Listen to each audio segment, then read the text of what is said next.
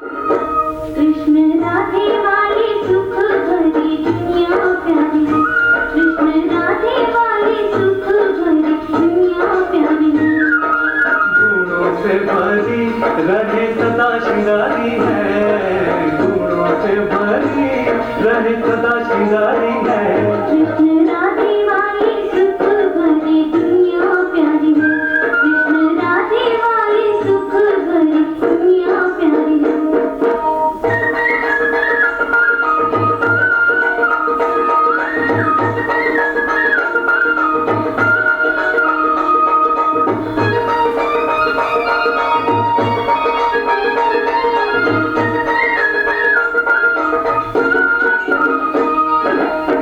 पवित्र चितवन निर्मल वाणी, पवित्र चितवन निर्मल वाणी, पग कमल जिसकी चाल सुहानी, पग कमल जिसकी चाल सुहानी। कृष्ण पावन मोर मुकुटधारी है, कृष्ण पावन मोर मुकुटधारी है। कृष्ण राधे वाली सुख भरी दुनिया प्यारी है, कृष्ण राधे वाली सुख भरी दुनिया प्यारी।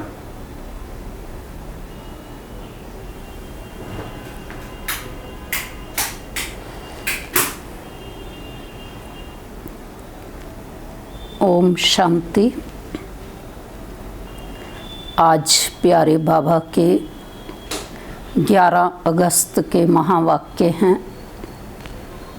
आज के महावाक्यों में बाबा जन्माष्टमी का पावन पर्व हम सभी मनाते आए हैं और मनाएंगे भी। कोई कल मनाएगा तो कोई परसों भी, लेकिन जन्माष्टमी पावन पर्व पर सबको जन्माष्टमी का संदेश देना है कि श्री कृष्ण की दुनिया आने वाली है। श्री कृष्ण कौन थे, कैसे थे, किसने उनको कृष्ण बनाया और कब उनकी दुनिया आ रही है, उस दुनिया के लिए कहा गया है वंडर ऑफ द वर्ल्ड, अर्थात स्वर्ग। 7 वंडर तो हम सब कहते सुनते ही आए हैं, लेकिन 8वां वंडर जो बाबा समझाते हैं वो है स्वर्ग, जिसकी स्थापना स्वयं शिव बाबा इस समय कर रहे हैं, जिसके मालिक हम सब होंगे, जहाँ पर श्री कृष्ण श्री राधे दोनों ही होंगे। कृष्ण राधे ही स्वयंवर के पश्चात लक्ष्मी नारायण कहलाते हैं। सत्युग का प्रथम प्रिंस है ही श्री कृष्ण, संपूर्ण पावन, संपूर्ण पवित्र। श्री कृष्ण की महिमा अब तक हम कहते आए कि वो सर्वगुण संपन्न है, 16 कला संपूर्ण है, संपूर्ण निर्विकारी है, मर्यादा पुरुषोत्तम है, संपूर्ण अहिंसक है। तो जन्माष्टमी पर बाबा ने कहा सबको समझाओ कि श्री कृष्ण की दुनिया थी सतयुग त्रेता युग का समय, सतो प्रधान सतो रजो और तमोवस्था जब कलयुग में पहुंच गया तो देवी देवताएं जन्म मरण के चक्कर में आते आते कलयुग के अंत में तमो प्रधान हो गए। इसलिए बाबा ने कहा मंदिरों के अंदर श्री कृष्ण को भी काला दिखा दिया, श्री राधे को भी, श्री राम को भी और शिवलिंग की प्रतिमा को भी, क्योंकि आत्माएं जन्म मरण में आते आते, उतरते उतरते, गिरावट में चलते चलते कलयुग के अंत में बिल्कुल तमो प्रधान बन जाती हैं।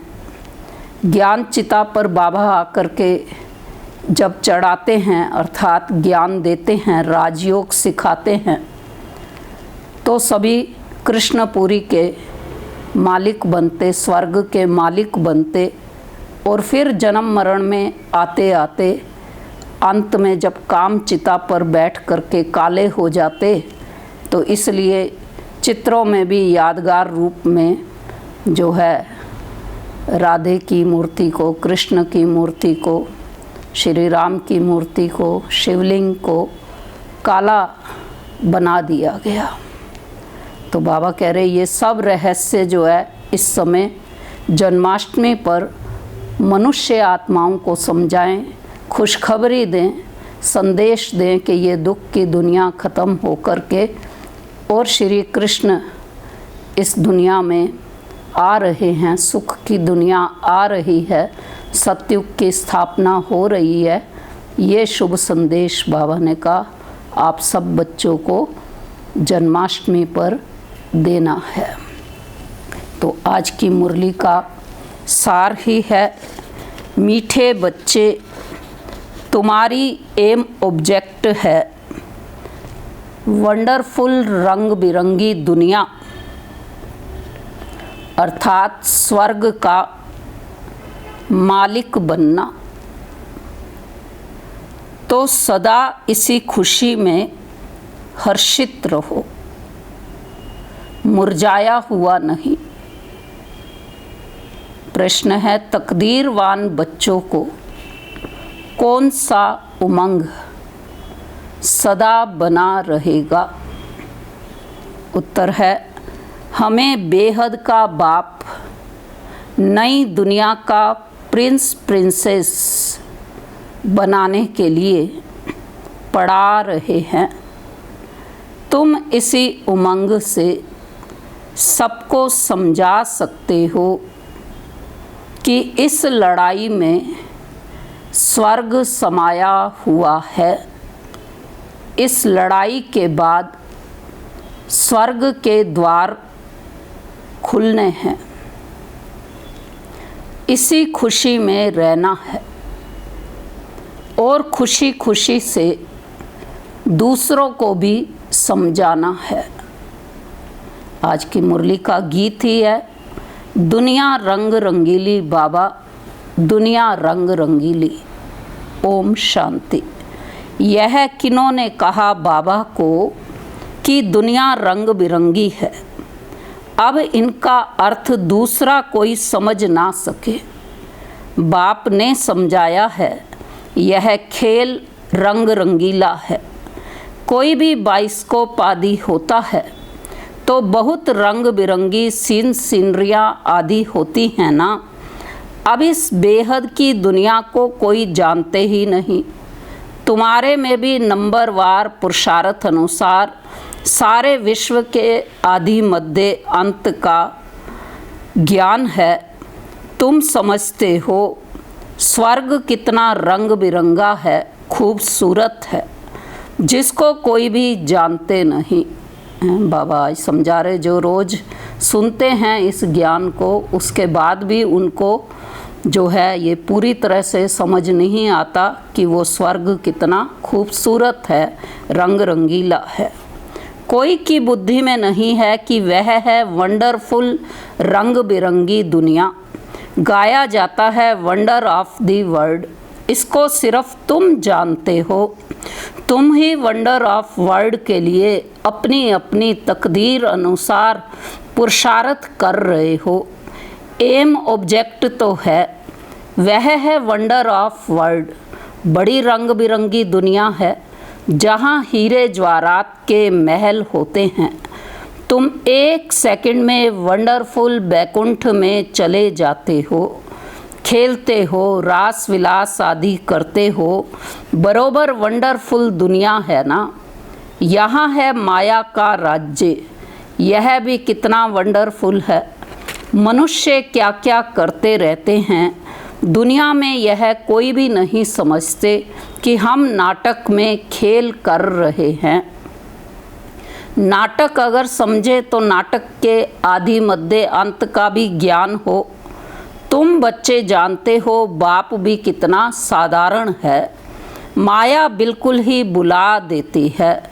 नाक से पकड़ा यह बुलाया। अभी अभी याद में हैं, बहुत हर्षित रहते हैं। ओहो हम वंडर ऑफ वर्ल्ड स्वर्ग के मालिक बन रहे हैं, फिर भूल जाते हैं तो मुरझा पड़ते हैं। ऐसा मुरझा जाते हैं जो बील भी ऐसा मुरझाया हुआ ना हो। जरा भी जैसे कि समझते ही नहीं कि हम स्वर्ग में जाने वाले हैं। हमको बेहद का बाप पढ़ा रहे हैं। जैसे एकदम कड़ा शब्द बाबा कह रहे हैं, मुर्दे बन जाते हैं। वह खुशी नशा नहीं रहता। अभी वंडर ऑफ वर्ल्ड की स्थापना हो रही है। वंडर ऑफ वर्ल्ड का श्री कृष्ण है प्रिंस, यह भी तुम जानते हो। कृष्ण जन्माष्टमी पर भी जो ज्ञान में होशियार है वह समझाते होंगे। Shri Krishna wonder of world का प्रिंस था। वह सतयुग फिर कहाँ गया? सतयुग से लेकर सीढ़ी कैसे उतरे? सतयुग से कलयुग कैसे हुआ? उतरती कला कैसे हुई? तुम बच्चों की बुद्धि में ही आएगा। उस खुशी से समझाना चाहिए। कौन सी बात? श्री कृष्ण आ रहे हैं। कृष्ण का राज्य फिर स्थापन हो रहा है। यह सुनकर भारतवासियों को भी खुशी होनी चाहिए, परंतु यह उमंग उन्हों को आएगा जो तकदीरवान होंगे। दुनिया के मनुष्य तो रत्नों को भी पत्थर समझकर फेंक देंगे। यह अविनाशी ज्ञान रत्न है ना, इन ज्ञान रत्नों का सागर है बाप। इन रत्नों की बहुत वैल्यू है। यह ज्ञान रत्न धारण करने हैं। अभी तुम ज्ञान सागर से डायरेक्ट सुनते हो तो फिर और कुछ भी सुनने की दरकार ही नहीं। सतयुग में यह होते नहीं। ना वहाँ LLB ना सर्जन आदि बनना होता है। वहाँ यह नॉलेज ही नहीं। वहाँ तो तुम प्रारब्ध भोगते हो। तो जन्माष्टमी पर बच्चों को समझाना चाहिए। अनेक बार मुरली भी चली हुई है। बच्चों को विचार सागर मंथन करना है, तब ही पॉइंट्स निकलेगी। भाषण करना है तो सवेरे उठकर लिखना चाहिए, फिर पढ़ना चाहिए। भूली हुई पॉइंट्स फिर ऐड करनी चाहिए। इससे धारणा अच्छी होगी। फिर भी लिखत माफिक सब नहीं बोल सकेंगे। कुछ ना कुछ पॉइंट्स भूल जाएंगे। तो समझाना होता है कृष्ण कौन है। यह तो वंडर ऑफ वर्ल्ड का मालिक था। भारत ही पैराडाइज था। उस पैराडाइज का मालिक श्री कृष्ण था। हम आपको संदेश सुनाते हैं कि श्री कृष्ण आ रहे हैं। हमारे जितने भी सेवा केंद्र हैं लगभग सबके बाहर जो है ये एक श्री कृष्ण का चित्र लगा हुआ है कि उसके एक हाथ में गोला है और वो स्वर्ग का है और पाँव से वो नरक को लात मार रहा है और चित्र पर लिखा हुआ है श्री कृष्ण आ रहे हैं। तो जिस समय बाबा के ये महावाक्य चले तो उस समय प्रैक्टिकल में ऐसा हुआ भी और आज भी है ऐसा ही। तो राजयोग भगवान ने ही सिखाया है, अब भी सिखला रहे हैं। पवित्रता के लिए भी पुरुषार्थ करा रहे हैं, डबल सिरताज देवता बनाने के लिए। यह सब बच्चों को स्मृति में आना चाहिए। जिनकी प्रैक्टिस होगी वह अच्छी रीति समझा सकेंगे। कृष्ण के चित्र में भी लिखत बड़ी फर्स्ट क्लास है। इस लड़ाई के बाद स्वर्ग के द्वार खुलने हैं। इस लड़ाई में जैसे स्वर्ग समाया हुआ है। बच्चों को भी बहुत खुशी में रहना चाहिए। जन्माष्टमी पर मनुष्य कपड़े आदि नए पहनते हैं, लेकिन तुम जानते हो कि अभी हम यह पुराना शरीर छोड़ नया कंचन शरीर लेंगे। कंचन काया कहते हैं ना, अर्थात सोने की काया। आत्मा भी पवित्र, शरीर भी पवित्र। अभी कंचन नहीं है। नंबरवार बन रही हैं, कंचन बनेंगी ही याद की यात्रा से। बाबा जानते हैं बहुत हैं जिनको याद करने का भी अकल नहीं है। याद की जब मेहनत करेंगे तब ही वाणी जोरदार होगी। अभी वह ताकत कहाँ है, योग है नहीं। लक्ष्मी नारायण बनने की शक्ल भी चाहिए ना, पढ़ाई चाहिए। कृष्ण जन्माष्टमी पर समझाना बहुत सहज है। कृष्ण के लिए कहते हैं श्याम सुंदर। कृष्ण को भी काला, नारायण को भी काला, राम को भी काला बनाया है। बाप खुद कहते हैं मेरे बच्चे जो पहले ज्ञान चिता पर बैठ स्वर्ग के मालिक बने फिर कहाँ चले गए। काम चिता पर बैठ नंबरवार गिरते चले आए। सृष्टि भी सतो प्रधान सतो रजो तमो बनती है, तो मनुष्यों की अवस्था भी ऐसी होती है। काम चिता पर बैठ सब शाम अर्थात काले बन गए हैं। अब मैं आया हूँ सुंदर बनाने। आत्मा को सुंदर बनाया जाता है। बाबा हरेक की चलन से समझ जाते हैं। कौन सी बात कि मनसा वाचा कर्मणा कैसे चलते हैं, कर्म कैसे करते हैं, उससे पता पड़ जाता है। बच्चों की चलन तो बड़ी फर्स्ट क्लास होनी चाहिए। मुख से सदैव रतन निकलने चाहिए। कृष्ण जयंती पर समझाने का बहुत अच्छा है। श्याम और सुंदर की टॉपिक है। कृष्ण को भी काला तो नारायण को फिर राधे को भी काला क्यों बनाते हैं। शिवलिंग भी काला पत्थर रखते हैं। अब वह कोई काला थोड़े ही है। शिव है क्या और चीज़ क्या बनाते हैं। इन बातों को तुम बच्चे जानते हो। काला क्यों बनाते हैं तुम इस पर समझा सकेंगे। काला क्यों बनाया, क्योंकि आत्मा स्वयं तमो प्रधान हो गई जो बना रही है कृष्ण की मूर्ति, तो इसलिए काला रंग उसमें दिखा दिया। अब देखेंगे बच्चे क्या सर्विस करते हैं। बाप तो कहते हैं यह ज्ञान सब धर्म वालों के लिए है। उन्हों को भी कहना है। बाप कहते हैं मुझे याद करो तो तुम्हारे जन्म जन्मांतर के पाप कट जाएंगे, पवित्र बनना है।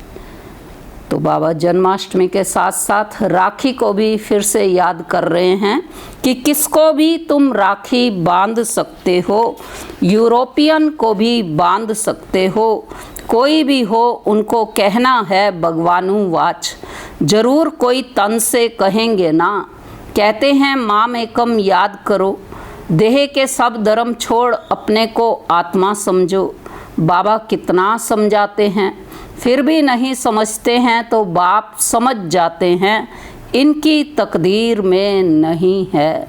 यह तो समझते होंगे शिव बाबा पढ़ाते हैं, रथ बिगर तो पढ़ा ना सके, इशारा देना ही बस है। कोई कोई बच्चों को समझाने की प्रैक्टिस अच्छी है। बाबा मम्मा के लिए तो समझते हो यह ऊंच पद पाने वाले हैं। मम्मा भी सर्विस करती थी ना, इन बातों को भी समझाना होता है। माया के भी अनेक प्रकार के रूप होते हैं। बहुत कहते हैं हमारे में मम्मा आती है, शिव बाबा आते हैं, परंतु नई नई पॉइंट्स तो मुकर्रर तन द्वारा ही सुनाएंगे कि दूसरे किसी द्वारा सुनाएंगे। यह हो नहीं सकता। ऐसे तो बच्चियां भी बहुत प्रकार की पॉइंट्स अपनी भी सुनाती हैं। मैगज़ीन में कितनी बातें आती हैं। ऐसे नहीं कि मम्मा बाबा उनमें आते वह लिखवाते हैं।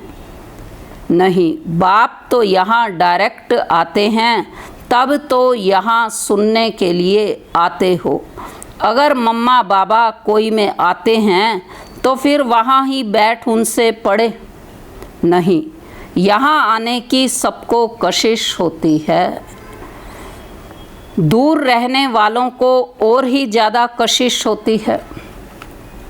तो साकार बाबा ने पहले से ही महावाक्यों के अंदर इशारा दे दिया था कि आगे समय ऐसा भी आ सकता है जो कोई ये कह सकता कि मम्मा मेरे में आती या बाबा आते, लेकिन बाबा ने आज स्पष्ट कर दिया कि सबको कहाँ आना है, मधुबन में ही आना है, वहाँ की कशिश ही सबको होती है। तो दूर रहने वालों को और ही ज़्यादा कशिश होती है। तो बच्चे जन्माष्टमी पर भी बहुत सर्विस कर सकते हैं। कृष्ण का जन्म कब हुआ यह भी किसको पता नहीं है। तुम्हारी अब झोली भर रही है तो खुशी रहनी चाहिए, परंतु बाबा देखते हैं खुशी कोई कोई में बिल्कुल है नहीं। श्रीमत पर ना चलने का तो जैसे कसम उठा लेते हैं। सर्विसेबल बच्चों को तो जैसे सर्विस ही सर्विस सूझती रहेगी।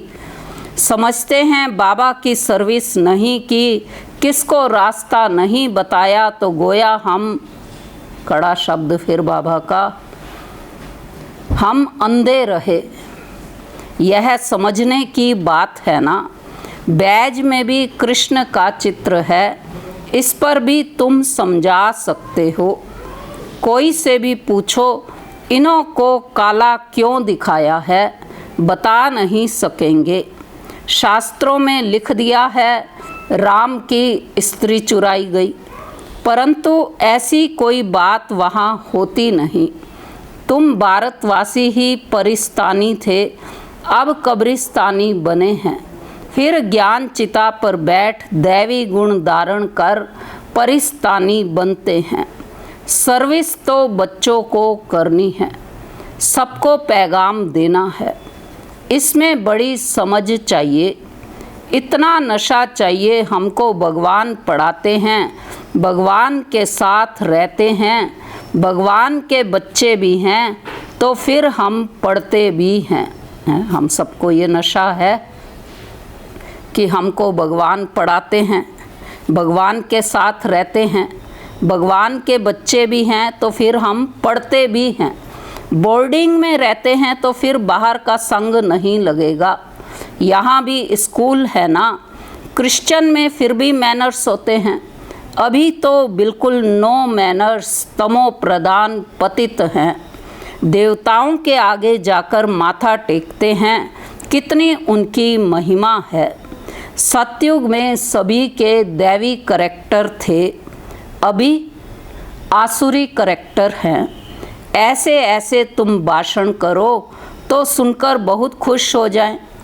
मुख छोटा बात बड़ी, यह कृष्ण के लिए कहते हैं।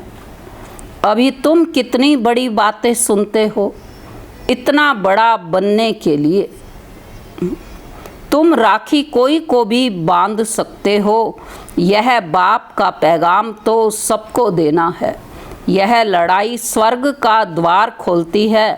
अब पतित से पावन बनना है, बाप को याद करना है, देहदारी को नहीं याद करना है। एक ही बाप सर्व की सद्गति करते हैं। यह है ही आयरन एज्ड वर्ड। तुम बच्चों की बुद्धि में भी नंबरवार पुरुषार्थ अनुसार धारणा होती है। स्कूल में भी स्कॉलरशिप लेने के लिए बहुत मेहनत करते हैं। यहाँ भी कितनी बड़ी स्कॉलरशिप है, सर्विस बहुत है। माताएं भी बहुत सर्विस कर सकती हैं। चित्र भी सब उठाओ, कृष्ण का काला, नारायण का काला, रामचंद्र का भी काला चित्र उठाओ, शिव का भी काला। फिर बैठ समझाओ देवताओं को काला क्यों किया है। श्याम सुंदर श्रीनाथ द्वारे जाओ तो बिल्कुल काला चित्र है। जो तो ऐसे ऐसे चित्र इकट्ठे करने चाहिए, अपना भी दिखाना चाहिए। श्याम सुंदर का अर्थ समझाकर कहो कि तुम भी अब राखी बांध काम चिता से उतर ज्ञान चिता पर बैठेंगे तो गोरा बन जाएंगे। यहाँ भी तुम सर्विस कर सकते हो, भाषण बहुत अच्छी रीति कर सकते हो कि इन्हों को काला क्यों किया है। शिवलिंग को भी काला क्यों किया है? सुंदर और श्याम क्यों कहते हैं, हम समझाएं। सतयुग त्रेता युग में आत्माएं पवित्र होती हैं, इसलिए उनको सुंदर कहा गया, और द्वापर कलयुग में विकारों के वशीभूत हो जाती हैं, इसलिए उनको काला कहा गया। तो इसमें कोई नाराज नहीं होगा, सर्विस तो बहुत सहज है। बाप तो समझाते रहते हैं, बच्चे अच्छे गुण धारण करो, कुल का नाम बाला करो। तुम जानते हो अभी हम ऊंच ते ऊंच ब्राह्मण कुल के हैं। फिर राखी बंधन का अर्थ तुम कोई को भी समझा सकते हो, वैश्याओं को भी समझाकर राखी बांध सकते हो। फिर से याद दिलाते, राखी हम सब ने बांधी थी किस लिए? इस समय शिव बाबा हम बच्चों को पवित्रता का कंगन बांधते हैं, पवित्र बनाते हैं, जिससे ही हम मनोविकारों से सुरक्षित रहते हैं। तो चित्र भी साथ में हो। बाप कहते हैं माम एकम याद करो, यह फरमान मानने से तुम गोरे बन जाएंगे। बहुत युक्तियां हैं, कोई भी नाराज नहीं होगा। कोई भी मनुष्य मात्र किसकी सदगति कर नहीं सकते सिवाय एक के। भले राखी बंधन का दिन ना हो, कभी भी राखी बांध सकते हो। यह तो अर्थ समझना है। राखी जब चाहे तब बांधी जा सकती है, तुम्हारा धंधा ही यह है। बोलो बाप के साथ प्रतिज्ञा करो। बाप कहते हैं माम एकम याद करो तो पवित्र बन जाएंगे। मस्जिद में भी जाकर तुम उनको समझा सकते हो, हम राखी बांधने के लिए आए हैं। यह बात तुमको भी समझने का हक है। बाप कहते हैं मुझे याद करो तो पाप कट जाएंगे, पावन बन पावन दुनिया का मालिक बन जाएंगे। अभी तो पतित दुनिया है ना, गोल्डन एज थी जरूर, अब आयरन एज है। तुमको गोल्डन एज में खुदा के पास नहीं जाना है। ऐसे सुनाओ तो जट आकर चरणों पर पड़ेंगे। अच्छा मीठे मीठे सिकी लदे बच्चों प्रति मात पिता बाप दादा का याद प्यार और गुड मॉर्निंग। रूहानी बाप की रूहानी बच्चों को नमस्ते। हम रूहानी बच्चों की रूहानी बाप दादा को नमस्ते। धारणा की पॉइंट है, पहली है ज्ञान रत्नों के सागर से जो अविनाशी ज्ञान रत्न प्राप्त हो रहे हैं उनकी वैल्यू रखनी है। विचार सागर मंथन कर स्वयं में ज्ञान रत्न धारण करने हैं। मुख से सदैव रत्न निकालने हैं। दूसरी पॉइंट, याद की यात्रा में रहकर वाणी को जौहरदार बनाना है। याद से ही आत्मा कंचन बनेगी, इसलिए याद करने का अकल सीखना है। वरदान है पुरानी देह और दुनिया को भूलने वाले बाप दादा के दिल तख्त नशीन भव। स्लोगन है हद के नाम मान शान के पीछे दौड़ लगाना, अर्थात परछाई के पीछे पड़ना। वरदान का स्पष्टीकरण है संगम युगी श्रेष्ठ आत्माओं का स्थान है ही बाप दादा का दिल तख्त। ऐसा तख्त सारे कल्प में नहीं मिल सकता।